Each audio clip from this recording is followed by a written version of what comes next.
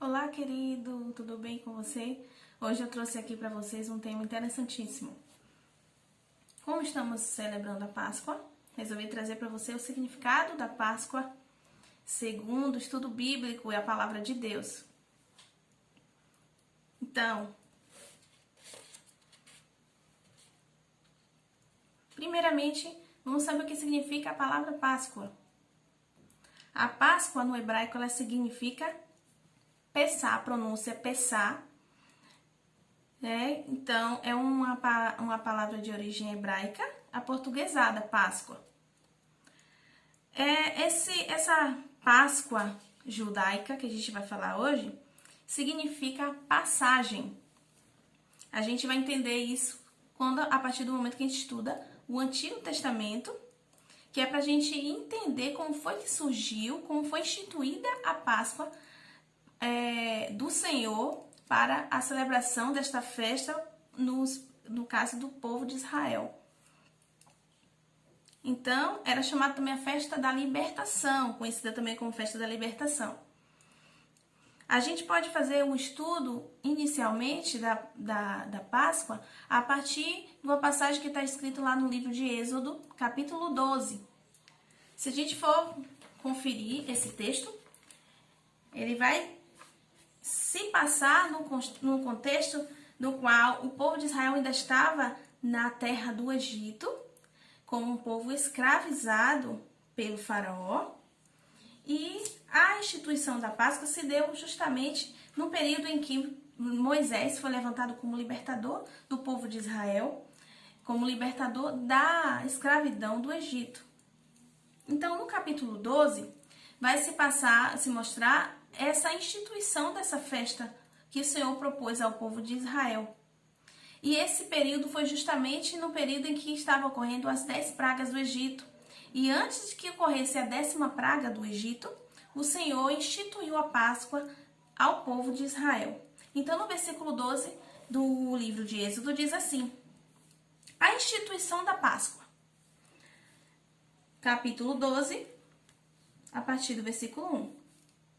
Disse o Senhor a Moisés e a Arão na terra do Egito: este mês vos será o principal dos meses, será o primeiro mês do ano. Falai a toda a congregação de Israel, dizendo: aos 10 deste mês, cada um tomará para si um cordeiro, segundo a casa dos pais, um cordeiro para cada família. Mas se a família for pequena para um cordeiro, então convidará ele o seu vizinho mais próximo, conforme o número das almas, conforme o que cada um puder comer. Por aí calculareis quantos bastem para o cordeiro. O cordeiro será sem defeito. Macho de 1 ano podereis tomar um cordeiro ou um cabrito, e o guardareis até o 14º dia deste mês. E todo o ajuntamento da congregação de Israel o imolará no crepúsculo da tarde. Observe essa palavra, que o cordeiro, como o Senhor tinha ordenado, que a congregação tomará um cordeiro ou um cabrito, que tem que ser um tipo especial. Era macho e era sem defeito. E esse cordeiro seria imolado, ou seja, seria ferido no período da tarde, no crepúsculo da tarde, ao entardecer. E, continuando aqui, diz assim, no versículo 7. E no versículo 7 diz assim: tomarão do sangue o porão ambas as ombreiras da verga da porta das casas em que o comerem. Naquela noite comerão a carne assada no fogo com pães asmos e ervas amargas a comerão. Não comereis do animal nada cru, nem cozido em água, porém ele será assado no fogo. A cabeça, as pernas e a fressura. E no versículo 10 diz: nada deixarei dele até pela manhã, o que porém ficar até pela manhã queimá-lo-ei. Observe aqui que nesse período do versículo, no versículo 6 diz assim, que o cordeiro será imolado no crepúsculo da tarde. Então, a Páscoa, que significa passagem, a Páscoa, quando foi instituída, o Senhor criou para que o povo de Israel recebesse um sinal, recebesse um acontecimento, que era essa prática, essa festa, que representava algo que aconteceria no futuro. Então, a Páscoa é uma tipificação de algo que aconteceria no período em que o Cristo aparecesse. Então, o significado da Páscoa é justamente a revelação do que seria o sacrifício de Cristo na cruz do Calvário. Então, observe aqui que alguns estudiosos até perceberam que esse período crepúsculo da tarde, é um entardecer, é um período quase noite, certo? Ou para os judeus já é noite. Então, observe aqui que esse crepúsculo representa justamente, coincide com o período em que Jesus foi sacrificado, justamente quando Deus instituiu a Páscoa, no primeiro dia do mês, será o primeiro mês do ano. Toda a congregação de Israel, dizendo, aos 10 deste mês, cada um tomará para si um cordeiro. E os estudiosos repararam que esse período justamente foi o período em que aconteceu o próprio sacrifício de Cristo na cruz do Calvário. Por isso essa relação de Jesus com a Páscoa, porque a Páscoa era essa festa que acontecia com o povo de Israel, sempre, todo ano. Então, era uma tipificação do Cristo que viria. Então, imolará no crepúsculo da tarde um cordeiro sem defeito. O que é o cordeiro sem defeito? É uma tipificação de Cristo, o Cordeiro de Deus que tira o pecado do mundo. Essa é a relação da Páscoa, a festa da Páscoa, com Jesus Cristo. Então, é uma sombra das coisas futuras, aquilo que iria acontecer mais tarde. Se a gente for estudar lá no capítulo, no livro do Evangelho de Mateus, que vai falar do sacrifício de Jesus, a gente vai ver que Jesus ele foi sacrificado, a hora que Jesus foi morto, que morreu na cruz do Calvário, a hora que Jesus morreu na cruz do Calvário, foi justamente no mesmo período em que foi no mesmo período em que Deus instituiu o horário de sacrifício do cordeiro. Aí no capítulo 27, versículo 45, tá explicando a morte de Jesus. Então, no versículo 45 diz assim: desde a hora sexta até a hora nona, houve trevas sobre a terra. Então, foi o período em que Jesus estava já passando pelo sofrimento da sua crucificação. Por volta da hora nona, aproximadamente 3 horas da tarde, o mesmo horário em que Deus instituiu o horário de imolação do cordeiro, lá no Antigo Testamento, por volta da hora nona, chamou Jesus em alta voz, dizendo: Eli, Eli, lama sabachthani. O que quer dizer: Deus meu, por que me desamparaste? E Jesus, chamando outra vez com grande voz, entregou o seu espírito. Eis que o véu do templo, do santuário, se rasgou em 2 partes, de alto a baixo. Tremeu a terra e fenderam-se as rochas. No versículo 51. Então, a hora nona, aproximadamente 3 horas da tarde, foi a hora em que Jesus entregou seu espírito. E justamente coincidindo também com a imolação do cordeiro, que foi proposto lá no Antigo Testamento, do livro de Êxodo, capítulo 12. Lembrando que, continuando lá, o que foi que aconteceu? Moisés falou ao povo, o povo deveria comer a carne desse animal e o sangue deveria ser aspergido sobre as ombreiras das portas, na parte de cima das portas por fora, deveria se marcar com o sangue desse cordeiro. Novamente, o Senhor, através de um ato, um rito, né, que era feito ao povo de Israel, assim, também representando algo que era o sangue do cordeiro. Que o cordeiro era Cristo. O cordeiro é Cristo, o cordeiro que foi sacrificado pelos pecados da humanidade. Então, o sangue ele foi manchado na parte de fora das portas, certo? Foi instituído pelo Senhor, e Moisés assim fez e mandou ao povo, pediu ao povo que fizesse, o povo fez assim como o Senhor tinha dito.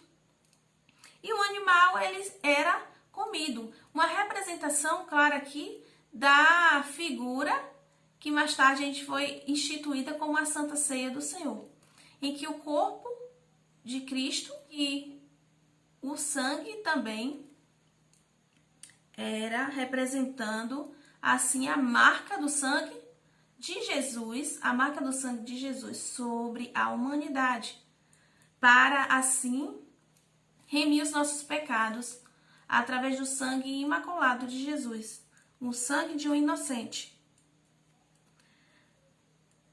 Lembrando aqui que nesse período foi justamente a praga dos primogênitos, em que as casas que eram marcadas com o sangue do cordeiro, o Senhor passaria ali com o anjo destruidor, o anjo da morte, e apenas as casas que não estavam marcadas com o sangue do cordeiro, elas seriam acometidas pelo anjo da morte, e assim os primogênitos morreriam. E foi assim que aconteceu quando, à meia-noite, esse anjo passou e os locais onde não estava marcado, esse anjo teve a liberdade de fazer o que veio fazer. E aconteceu a morte dos primogênitos. Ali, inclusive, o filho do faraó, ele morreu nesse período. E a partir dessa última praga, a 10ª praga que foi lançado, para que o faraó libertasse o povo de Israel, para que fosse adorar o Senhor no deserto, em direção à terra prometida. Então, esse filho dele morreu. A partir dessa praga, acho que foi o cúmulo para o faraó. Faraó, então, resolve libertar o povo, que está ali escrito lá no capítulo 12. E o povo foi, assim, liberado por faraó.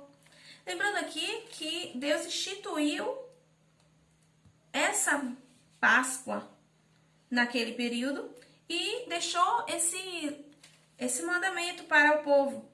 Ali no versículo 13 do capítulo 12 diz assim: o sangue vos será por sinal nas casas em que estiverdes.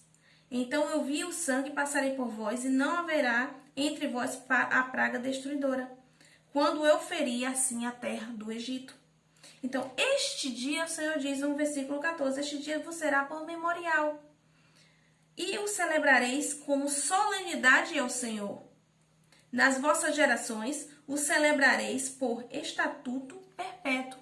E assim no versículo 17 também o Senhor diz: guardai, pois, a festa dos pães asmos, porque nesse mesmo dia tirei as vossas hostes da terra do Egito. Então, guardareis este dia nas vossas gerações por estatuto perpétuo. E assim foi. Uma tradição que existe até hoje na tradição dos judeus, a festa da Páscoa. E para nós representa já o sacrifício que Jesus já cumpriu. Porque para os judeus o Messias ainda não veio. Então eles celebram ainda essa Páscoa porque o sacrifício ainda para eles não foi feito, mas para a gente que aceitamos a Cristo e tivemos fé que Jesus já veio e já celebrou, né, já cumpriu a promessa que foi feita há muito tempo atrás de salvar a humanidade através da sua morte lá na cruz. A partir do 37, explica como foi a saída dos filhos de Israel. Diz assim, a saída dos israelitas do Egito. Assim partiram os filhos de Israel de Ramsés para Sucote, cerca de 600.000 a pé, somente de homens, sem contar mulheres e crianças. Subiu também ali com eles um misto de gente, ovelhas, gato e muitíssimos animais. Então, a partir do momento que Faraó percebeu que o seu filho tinha morrido, então ele desistiu de lutar contra o Deus dos hebreus. E assim liberou o povo para ir embora, juntamente com seu líder Moisés. Lembrando que essa saída do povo da escravidão do Egito representa também uma figura que tipifica o libertador supremo, que é Jesus, porque Moisés foi levantado como um libertador, e Moisés mesmo falou que um dia se levantará um semelhante a mim, um libertador. Então, quando Moisés falou isso, não me lembro em que parte está escrito, mas Moisés falou que apareceria um libertador no futuro em que faria coisa parecida com o que ele fez. Então, Moisés, o libertador daquele povo naquela época, se levantou para guiar o povo e tirá-los da escravidão do Egito, certo? E no futuro, a tipificação é que Jesus, ele se levantaria como um libertador para retirar, né, toda a humanidade, pagar o preço pelos pecados, libertar a humanidade da escravidão do pecado. Então, olha só que coisa linda, aquilo que o Senhor fazia no passado para explicar o que aconteceria no futuro. E o Senhor estabeleceu a Páscoa como um dia memorial, um dia que era para ser bem lembrado, porque representa, na verdade, a Bíblia Sagrada representa o centro é Jesus. Então, a Bíblia toda, quando ela conta várias histórias, ela sempre utiliza-se dessas histórias para mostrar, indicar aquele que viria, que era o Salvador, para salvar a humanidade. Então, quando a Bíblia Sagrada foi cumprida, quando Jesus veio, cumpriu seu chamado de libertador de toda a humanidade. O Senhor diz no versículo 24, capítulo 12, guardai, pois, isto por estatuto para vós outros e para vossos filhos, para sempre. E uma vez dentro na terra que o Senhor vos dará, como tem dito, observai esse rito. O que é esse rito? O ato da festa da Páscoa. Quando vossos filhos vos perguntarem o que isto significa, o que esse rito é, vocês vão responder. No versículo 27 diz assim, respondereis, é o sacrifício da Páscoa do Senhor, que passou por cima das casas dos filhos de Israel no Egito, quando feriu os egípcios e livrou as nossas casas. Então o povo se inclinou e adorou. E foram os filhos de Israel e fizeram isso como o Senhor ordenara Moisés e Arão, e assim fizeram. Então, esse sinal, ele se perpetuou até hoje, até para nós cristãos. Ele se cumpriu quando Jesus morreu lá na cruz, fazendo assim a substituição da humanidade, né, e pagando nossos pecados com preço de sangue, o sangue puro do Cordeiro, o Cordeiro de Deus, que é Jesus, que tira o pecado do mundo. Observando também uma parte aqui a libertação do povo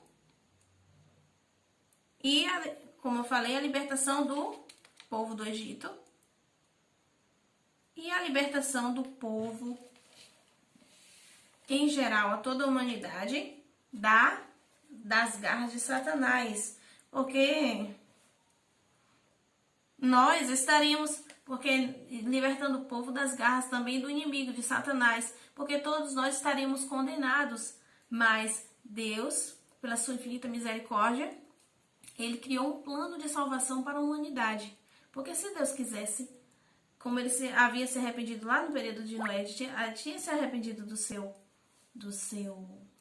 da criação do homem, porque o homem tinha feito muitas coisas erradas, tinha se afastado de Deus, cometido pecados absurdos contra a Deus e contra os seus irmãos, toda a humanidade entre si.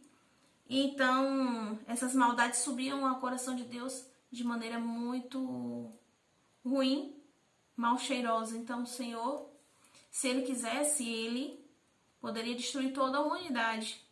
Mas a misericórdia do Senhor é tão grande que o Senhor criou um plano de salvação para aqueles que aceitarem o sacrifício substitutivo de Jesus. Porque o Senhor Jesus, ele nos substituiu, pagando assim os nossos pecados. A gente pode chegar até lá no livro de Mateus, quando a gente vê que Mateus 26, 27, que mostra aí o sacrifício de Jesus. Que Jesus... 27, a crucificação. Diz assim, Jesus chamando outra vez, com grande voz entregou o Espírito, e o véu do santuário se rasgou em duas partes, de alto a baixo, tremeu a terra e fenderam-se as rochas. Essa frase é uma representação também. Antigamente o povo de Israel, no deserto o Senhor instituiu também, e também o tabernáculo de Deus, que era o local onde aconteciam os cultos. E era um local onde Deus descia com sua glória para ter contato com o homem. Quem era esse homem? Era um sacerdote, que era uma pessoa escolhida para levar, para pedir perdão a Deus pelos pecados daquele povo, que acontecia de ano em ano, e esse iria lá toda vez que precisava fazer, todo ano precisava fazer de novo. Sacrificava-se um cordeiro, levava-se esse sangue e derramava-se sobre a arca da aliança, que estava lá na parte mais interna do tabernáculo. O tabernáculo era formado por três partes. Era a parte de fora, que era o pátio, tinha uma parte central, intermediária, que era chamada lugar santo, e tinha uma parte mais escondida, cobrida por um véu, que se prendia de cima a baixo, tampando toda a parte, separando o lugar santo do lugar santíssimo. Esse lugar santíssimo era onde somente um sacerdote purificado, uma pessoa separada para levar, assim, entrar naquele local e apresentar a Deus o sacrifício do povo. Apresentar a Deus o perdão pelos pecados, pedir a Deus o perdão pelos pecados. Isso também, o tabernáculo representava justamente também a representação do que aconteceria quando Jesus morresse. Porque o homem, por ter pecado, ele estava destituído da glória de Deus. Ele não tinha mais contato com Deus por causa do pecado. Então, Jesus veio para nos reconciliar com Deus. Então, o sacrifício de Jesus pagou os nossos pecados e assim nos deu a liberdade de estar na presença de Deus. Por isso, quando se diz que o véu do templo se rasgou quando o Senhor Jesus entregou o seu Espírito lá na cruz do Calvário e morreu, então representa o quê? Que aquele véu que separava o lugar santo do lugar santíssimo, que era onde estava a Arca da Aliança, era onde Deus descia com sua presença e sua glória, que não poderia ter, sua glória não poderia ter contato com um homem pecador, porque o sacerdote que entrasse ali indevidamente, sem ter uma preparação para estar ali no lugar santo, na presença de Deus, a glória de Deus era tanta que poderia acontecer a morte dele naquele lugar. Então, naquela passagem que diz que o véu do templo se rasgou, é também uma tipificação daquilo que era o tabernáculo de Deus antes, em que precisava de um homem que se dedicava a Deus, separado para poder fazer pedido a Deus pelos seus pecados, lá no Santo dos Santos, onde estava a Arca da Aliança, onde se derramava o sangue sobre a arca, sobre a tampa da arca, pela propiciação dos pecados, pela expiação dos pecados daquele povo. E assim reconciliava-se aquele povo com Deus novamente. E só que novamente o povo pecava de novo, e no outro ano tinha que fazer novamente um novo sacrifício, que o sacerdote levava essa petição ao Senhor, para que Deus perdoasse aquele povo dos pecados. Então era algo contínuo, contínuo, contínuo. Então isso aí representava também a figura de Deus, de Jesus, que viria lá, quando derramasse seu sangue derramado por toda, pagando o preço do pecado de toda a humanidade e reconciliando assim todos com Deus. Então Jesus derramou seu sangue em favor da humanidade para que fosse pago todos os nossos pecados, que nós não poderíamos pagar, não teríamos condições nenhuma. E Jesus era imaculado, era puro, alguém sem pecado que se fez maldito na cruz do Calvário para nos dar nos permitir essa salvação e nos permitir o livre acesso à presença de Deus. O que aconteceu? O véu do templo se rasgou. Significa o que é isso? Que significa que o véu que separava o homem da presença de Deus, ele foi rasgado. Hoje nós, por meio de Jesus Cristo, nós temos livre acesso a Deus. Nós não precisamos mais de um sacerdote para ir lá até a presença de Deus. Nós mesmos podemos nos prostrar diante de Deus, orar, pedir perdão pelos nossos pecados o tempo todo, porque nós ainda continuamos pecadores, pedimos e precisamos estar continuamente clamando. Não há mais separação entre o homem e Deus. Então nós podemos ter livre acesso a Deus, falar com Deus, pedir perdão pelos nossos pecados, pedir que o sacrifício vicário substituto de Jesus derrame seu sangue sobre nós para que nossos pecados sejam perdoados. Então, foi estabelecido lá durante a Páscoa, no tempo de Jesus, quando Jesus, ali na Santa Ceia, ele estabeleceu ali no livro de Mateus, capítulo 26, versículo 26. Enquanto comiam, tomou Jesus o pão e, abençoando, o partiu e deu aos seus discípulos, dizendo: Tomai, comei, isso é o meu corpo. A seguir tomou o cálice e, tendo dado graças, o deu aos discípulos, dizendo: Bebei dele todos, porque isto é o meu sangue, o sangue da nova aliança, derramado em favor de muitos para a remissão dos pecados. E digo-vos que, desta hora em diante, não bebereis deste fruto da videira, até aquele dia em que o hei de beber de novo convosco no reino de meu Pai. E tendo cantado o hino, saíram para o Monte das Oliveiras. Então, Jesus celebrou a Páscoa, uma santa ceia do Senhor, representando assim o sangue, né? É uma metáfora, ele dizia, uma figura de linguagem, uma metáfora, atribuindo um vinho ao seu sangue e o pão ao seu corpo. E a gente pode ver que lá também no livro de 1 Coríntios, capítulo 11, do 23 ao 26, diz assim: Porque eu recebi do Senhor o que também vos entreguei, que o Senhor Jesus, na noite em que foi traído, tomou o pão e, tendo dado graças, o partiu e disse: Isto é o meu corpo, e é dado por vós. Fazei isto em memória de mim. Porque, semelhante modo, depois de haver ceado, tomou também um cálice, dizendo: Este cálice é a nova aliança do meu sangue. Fazei isto todas as vezes que o beberdes em memória de mim. Porque toda vez que comerdes este pão e beberdes deste cálice, anunciai a morte do Senhor até que ele venha. Então, a Páscoa hoje para os cristãos é a representação da figura de Cristo, que já cumpriu esse propósito que foi dito há muito tempo atrás no Antigo Testamento, representando uma coisa futura que é a nova aliança que nós temos hoje em Cristo Jesus. Os judeus ainda continuam celebrando a Páscoa esperando o Messias, só que o Messias que eles esperam será o Anticristo. E os cristãos hoje celebram a Páscoa verdadeira é a Santa Ceia do Senhor. E essa ceia, ela não acontece não só anualmente, ela acontece também nas igrejas em geral. Eu não sei se é em 3 em 3, algumas acontecem em 3 em 3 meses, outras em 2 em 2, outras de mês em mês.